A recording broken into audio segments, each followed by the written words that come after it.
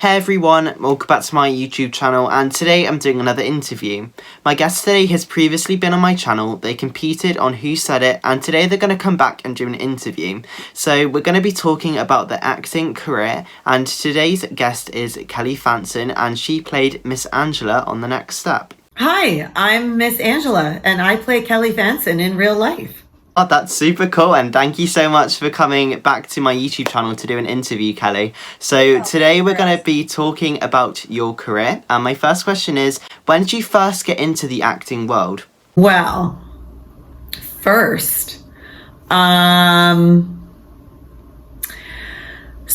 I was 7 when my mom asked me if I wanted to audition for a big Columbia Pictures search for Little Orphan Annie. They were doing the big 1980 film with Carol Burnett. And yeah, she just kind of woke me up one morning and said, "You want to go?" I was already, involved with musical theater and dance and stuff. So I said yes, not knowing what that meant. And I ended up on a huge stage with many other girls my age or thereabouts, and just started to audition. Like it was a bit like you see those big cattle calls. You might see that in the musical A Chorus Line, where everybody's singing and dancing and doing their thing, and we had to learn steps to songs and stuff. And anyway, so I went to that, and then out of thousands of girls across Canada, 7 of us were chosen to be the next Annie, maybe.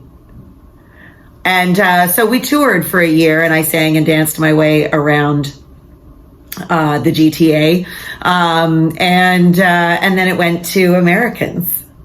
So it was a great Canadian marketing stunt. Yeah, that's definitely a super cool experience, and thank you so much for sharing it. So, as you mentioned earlier, you played Miss Angela on The Next Step. So, what was it like auditioning to be on The Next Step? My audition process was interesting. I don't know, I haven't asked anyone else, any other cast members, what their experience was, but I was brought in and interviewed. And they asked me sort of about my dance background, about myself, my children, my acting career. And we talked for about 20 minutes. And I believe that this was for a character that was just a dance mom. And so I went away, thinking, well, that was nice. They're such wonderful people, and you never know, right? It's just another audition. And I heard nothing. And then about a year went by, and my agent called me and said, so The Next Step is offering you, or I think it was like an offer, that they sort of created a character for me. And I thought, that was pretty cool. And we waited, and then I was all set to travel to Europe for a few months, and found out that I booked it. So that was the audition. I didn't have to do anything other than talk to them for 20 minutes one day. And then a year or more later. Yeah, that's kind of a super cool kind of relaxed audition, I guess you could say. And it kind of sounds nice just like sitting down and having an hour with them. It sounds like a really chilled out audition process. Yeah, I really enjoyed it. I mean, I didn't feel any pressure, and it was odd to not have to, have a script in front of me and play the role of something. It was just like, here I am. What do you want to know? Yeah, that's super unusual and super cool at the same time. So, do you have any advice to people who want to get into acting? Well, make sure you want to do it, that it's not because someone else thinks you should do it, or that, your parents are telling you to do it.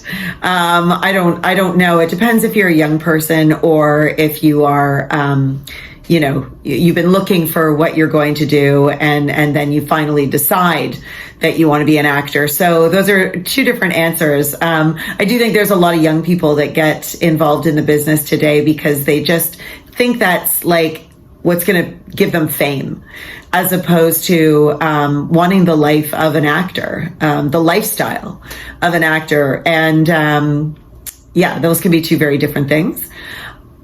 So in terms of advice, keep practicing, keep studying, stay in the game, whether you're in a production, on stage or screen or TV or whatever. Just keep working at it. Keep getting better.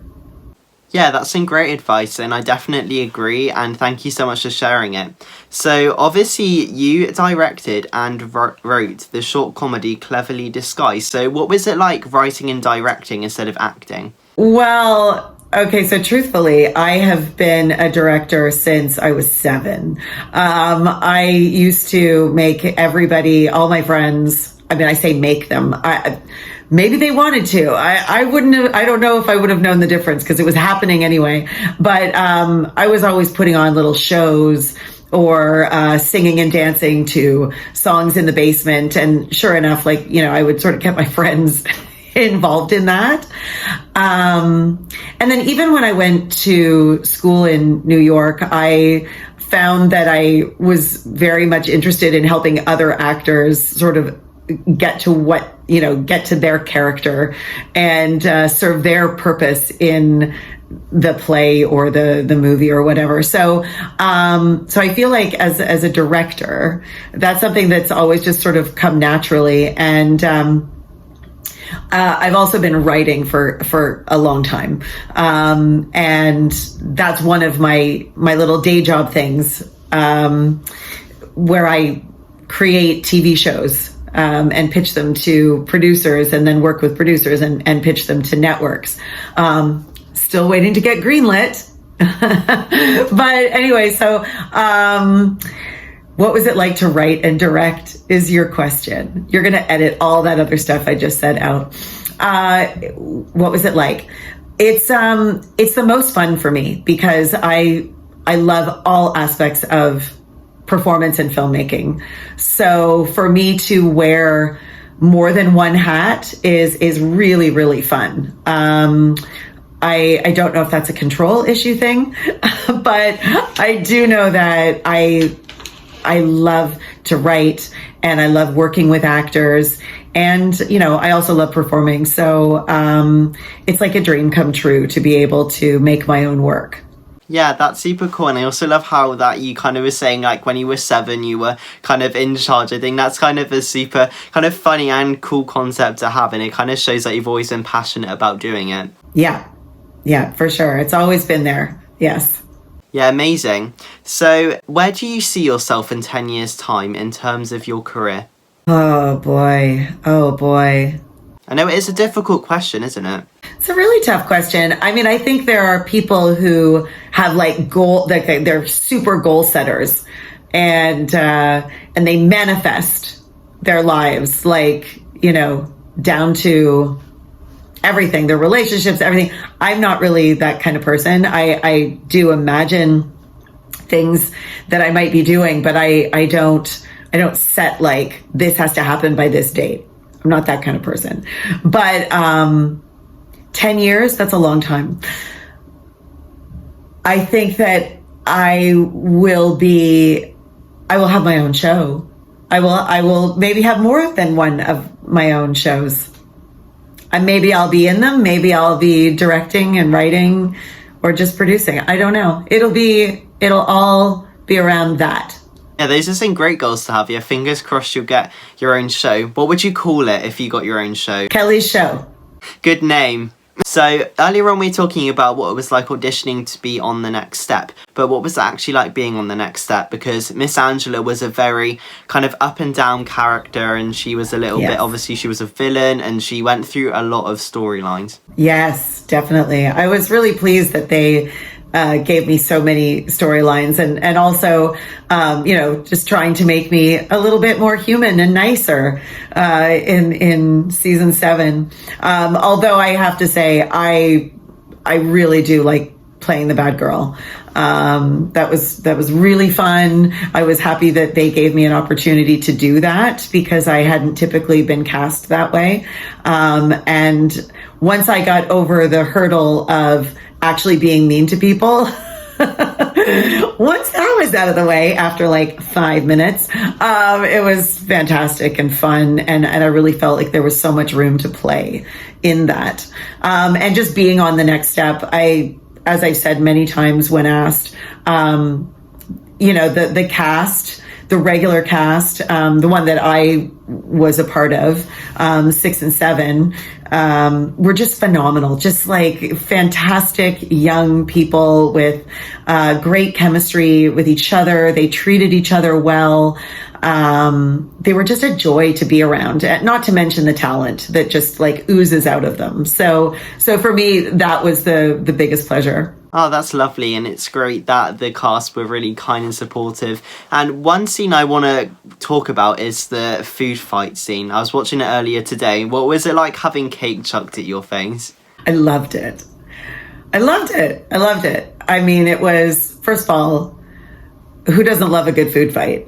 And how often do they happen? Not often enough. So I really just, loved the fact that that was the scene. And then on top of that, what was really kind of fun was the orchestration of it. So, I had to walk in, hit my mark, and then there was the guy, what was his name? Dennis or somebody who was the cake thrower. And just to set that up. So he, he practiced it, not with cake at me, but like just practiced that motion so he could really just narrow in on exactly where he had to target that cake. So it was really fun. I walked in, hit my mark, and sure enough, he was precision with his aim and just got me like right in the face. And then just by luck, that little piece fell out where one of my eyes was. So it was like, we didn't need a second take. It was perfect. Oh, that's super cool in that it was all done in one take. Because I guess like if it had to be done in like 2 takes, you'd have to redo your makeup, your hair, everything. It would have taken ages. Yes. And I think we did actually, I'm not sure, because I know I don't think we had to clean me up. I think I just had the one piece, and then we added just another moment while I was still in that with the same, for continuity, the cake had to be the same, was when the woman who plays Kate, she came in, and obviously that was the scene. So the idea was that I would put cake in her face. That's the point I'm trying to get at, is that wasn't in the original script, or, we get loose scripts. We don't get it's a little bit improv. But to just also throw it in her face was kind of fun. Yeah, I remember that bit because you smeared it down. It felt really good. Yeah, well, make the most of the opportunity you get, to be fair. If somebody was to come up to you and say, Kelly, I'm going to make a movie about your life, who would you want to play you in that movie? Ryan Reynolds. Because I think he would bring a fantastic humor and perversion to his interpretation. But if they won't let someone who's not my gender play me, Marissa Tomei. Yeah, those are some interesting choices. Maybe on your Kelly show you can do a little episode of your life. Yeah, maybe. Marissa Tomei can play me, and Ryan Reynolds can play all my boyfriends. Yeah, that'll be super cool to see. You never know. So, is there anybody who you look up to in the acting world? Honestly, as much as I admire many people's work, many actors' work, it's going to sound so corny, but it's true, so I have to say it. I would say just some of my fellow actors, like in Toronto, who, have been at it, who work, who most of the world don't know. They have second jobs for when they're not acting. They're fantastic performers. And I admire the perseverance. I mean, of all of us, but I have some some friends here in Toronto that I just, admire their work and how they navigate their way through the industry and the business, their careers. Yeah, well, I think it's great that you feel inspired by people who you know. I think that's always a kind of a loving and warming concept to have, and it's great that you can feel inspired by them. So outside of acting, do you have any other hobbies or interests that you like to do? Okay. Well, I mean, we've already talked about, I love writing, creating stories, directing, putting it all together. I love producing. So I like everything in the industry in those ways. But I also do some charity work. I mean, I'm a little independent outreach where I take food and clothing and stuff to people who are living in park encampments. What else do I do? I sketch. I fiddle with guitar. I am an amazing tambourinist. Like, you don't even know. I am so good. So really, if anybody wants me, I mean, it has to be like a really well-established band with a lot of fans. If you are looking for a rockin' tambourinist to come and like tour with you and to just like look really great on stage, I am your girl. Oh, that is so cool. I love how you can, like, that's a kind of a hobby that you do that we didn't know. It's a big dream. It's a big dream. Yeah, well, maybe that dream will come true. I also love the charity work as well. I think that's such a kind of heartwarming thing to do. So yeah, well done on doing that. So I have one more question to ask you, and this is always my favourite one, and is, do you have any next step behind the scenes stories that you can think of? Oh my gosh. I mean, it's hard for me because I was older than like everybody. Right. So there's not really any, like, we're chumming around and we're talking about it. Like, I was there. I was very much, a part of, what everybody was doing. But I mean, those guys are like day in, day out together. So me being there, like, it's stuff like the hair and makeup people, who spent so much time with me because I had hair out to here and, the makeup, however you want to describe that. I don't think it was clownish. I loved it. So those two women are amazing and really made my time there great because I did spend so much time in the chair as well, getting all that work done. I have mentioned once before, it's not really a behind the scenes on set, which I know everybody would probably like to hear, but I just outside of the next step, Briar Nole really came and gave this young woman's, she just made her dream come true on something that I was creating for this woman with a dance wish. So I don't know if you can include that in this answer, but that's like a behind the scenes kind of thing for me because, Briar just really showed her character and she's just awesome. She came out and just was fantastic and generous. So, that's, I'm sorry, maybe that's boring. I don't know. No, that's great. Yeah, well, that is so lovely, like, that she did that, and, yeah, and also about the hair and makeup people, because obviously Miss Angela's hair was something a bit out of this world, but it was crazy, but I can definitely see what you mean. It just got bigger and bigger. Yeah, it reminded me of, like, candy floss. Yeah, it felt like that.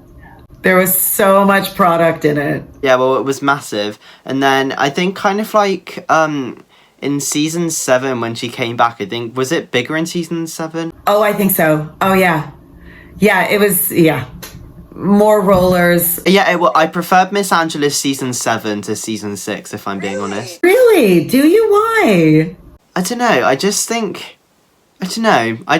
Miss Angela's talking head in season 7 was really cool, I thought. Wait, I think did she have a handbag? I can't remember. But yeah, I preferred her season 7 to season 6, personally. Okay, well, season 6, it was like pretty hardcore. It was probably a little softened in season 7, would you say?